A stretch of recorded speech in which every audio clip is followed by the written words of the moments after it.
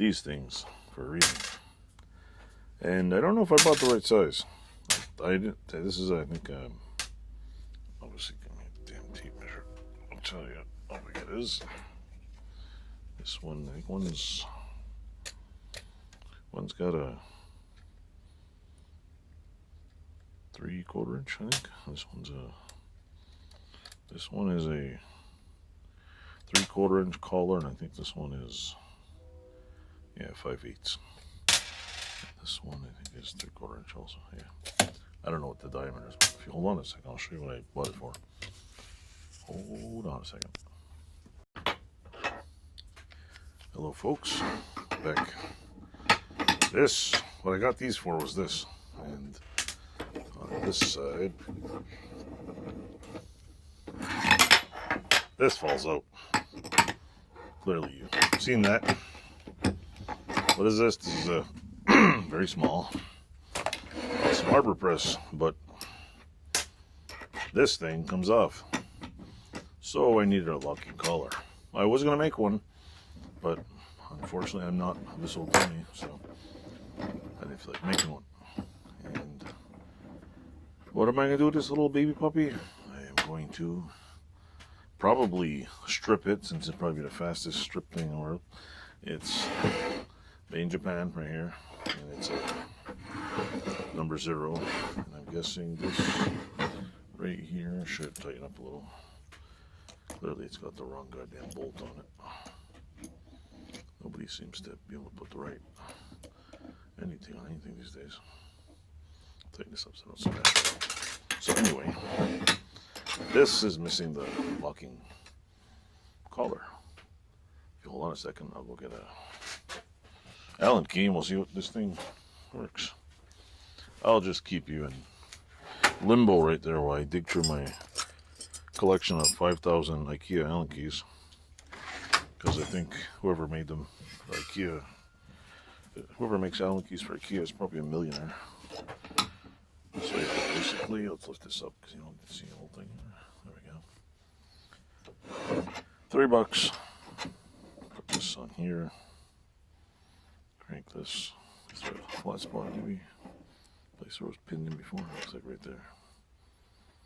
Put that on there like so. And give it a whirl. There we go. Of course, I might have to loosen it up just a wee bit. Just a few. Like that. We got it. Now I got me a highly specialized nutcracker. See? Ta-da. I'm going to clean it up and flip it because, one, I don't really need it. And I looked for a year for an Arbor Press that was of any use. And Arbor Presses are quite expensive. Around here, there isn't like a whole like army of Arbor Presses that are available. And I got this one for roughly about $100. I should be able to flip it for more. And they're impossible to find. So one day, a friend of mine, I see a cheap one online for $100 again. And so I asked a friend of mine who speaks French, because everybody in this province speaks French, and most of them refuse to speak English. Not all, but a lot of them do. So I asked, can you call this guy and see where he lives and see how much he wants for it?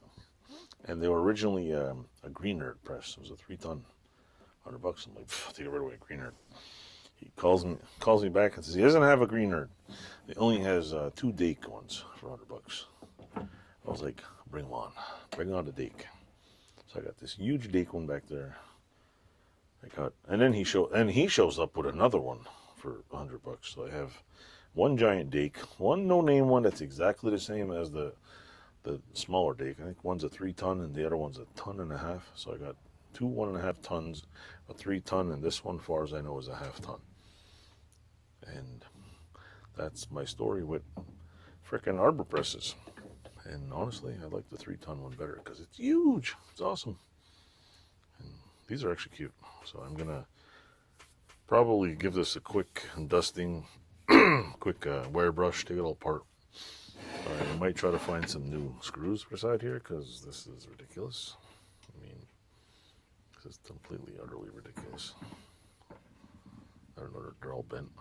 I don't don't know if this is supposed to be, what the hell is this for or what? No, this thing won't fall.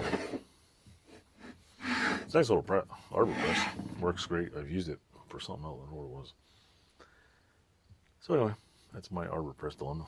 I'll put these extra ones in here away and la-di-da. Hope you enjoyed the video.